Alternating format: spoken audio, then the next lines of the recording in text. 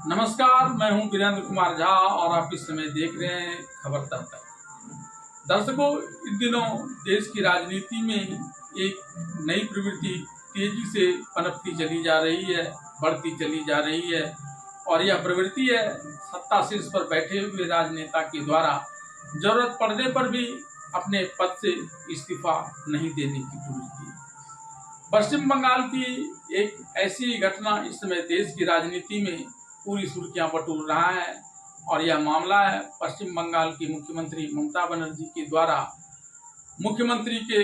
पद से इस्तीफा नहीं देना। और यह वह तब कर रही हैं जबकि पश्चिम बंगाल में हुए हालिया विधानसभा चुनाव में वे खुद भी भवानीपुर से चुनाव हार चुकी हैं और उनकी पार्टी टीएमसी भी बहुमत से काफी दूर चली गई है। लेकिन इनका कहना है कि न तो वे भवानीपुर की सीट से चुनाव हारी हैं और न ही उनकी पार्टी टीएमसी बहुमत से दूर है, बल्कि चुनाव आयोग ने प्रधानमंत्री नरेंद्र मोदी के नेतृत्व वाले भारतीय जनता पार्टी के पक्ष में काम करते हुए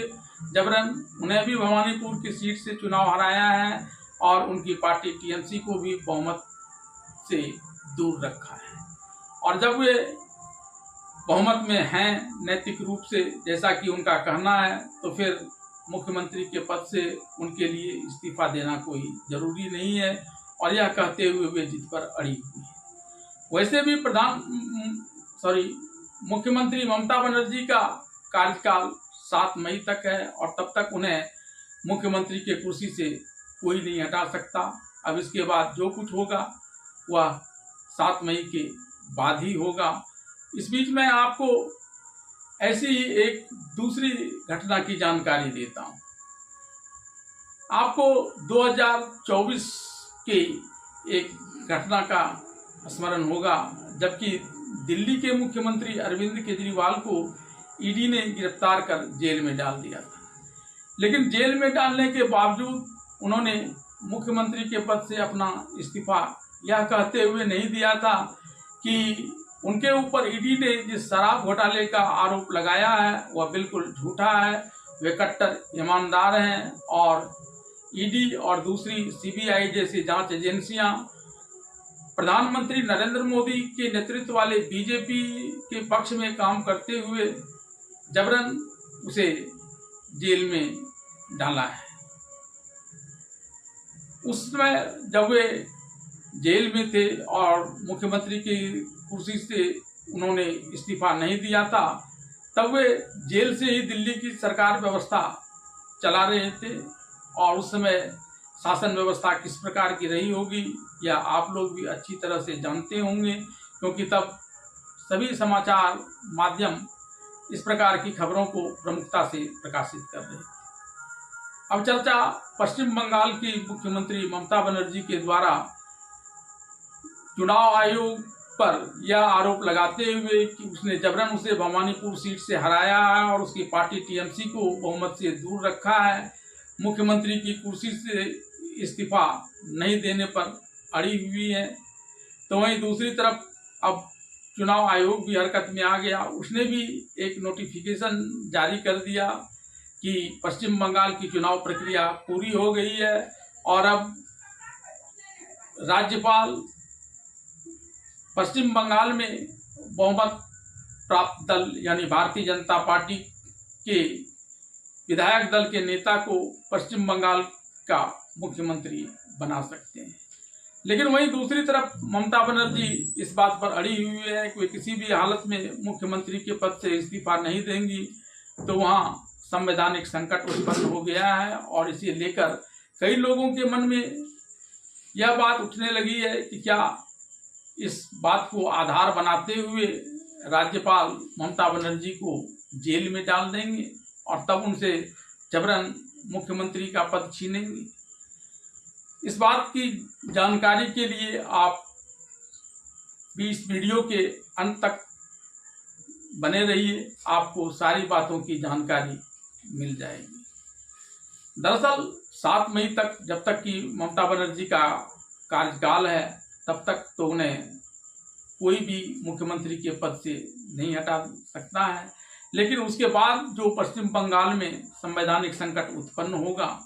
इसके लिए हमारे संविधान में पर्याप्त व्यवस्था दी गई है कि किस प्रकार की कार्यवाही की जा सकती है, लेकिन उसमें इस कार्य के लिए जेल डालने का कोई प्रावधान का जिक्र नहीं है। लिहाजा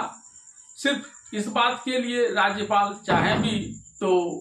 मुख्यमंत्री ममता बनर्जी को जेल में नहीं डाल सकते हैं कि वे इस्तीफा नहीं देने की बात पर अड़ी हुई है। हाँ, दूसरे और किसी चीज के लिए उन्हें जेल में डाला जा सकता है। अब राज्यपाल क्या कर सकते हैं? मुख्यमंत्री ममता बनर्जी को मुख्यमंत्री के पद से हटाने के लिए इसकी भी व्यवस्था संविधान में है। अनुच्छेद 164 के अनुसार राज्यपाल के प्रसाद पर्यंत ही कोई मुख्यमंत्री किसी राज्य का मुख्यमंत्री बना रह सकता है, और ऐसा न होने की स्थिति में बहुमत नहीं होने के कारण राज्यपाल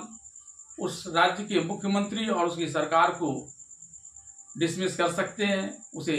गिरा सकते हैं और फिर नए बहुमत प्राप्त दल के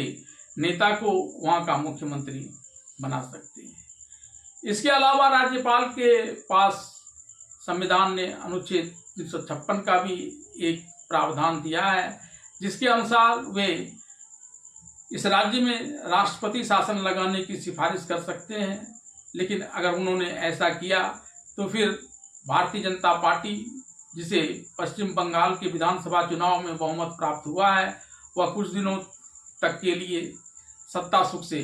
वंचित रह जाएंगी। ऐसे में राज्यपाल शायद यह कदम न उठाकर अनुच्छेद 164 का उपयोग करते हुए ममता बनर्जी की सरकार को निरस्त कर देंगी, और तब फिर वहां बहुमत प्राप्त दल के विधायक दल के नेता को पश्चिम बंगाल का मुख्यमंत्री का पद संभालने की जिम्मेवारी देते हुए उन्हें सदन में बहुमत सिद्ध करने के लिए कहेंगे, जो काम आसानी से किया जा सकता है। इस प्रकार से ममता बनर्जी चाहे लोक भवन में जाकर अपने मुख्यमंत्री पद से इस्तीफा सौंपें या न सौंपें, लेकिन उसके मुख्यमंत्री की कुर्सी चली जाएगी, और इसके लिए लेकिन उन्हें जेल नहीं भेजा जा सकता है। हाँ, अगर ममता बनर्जी ने मुख्यमंत्री आवास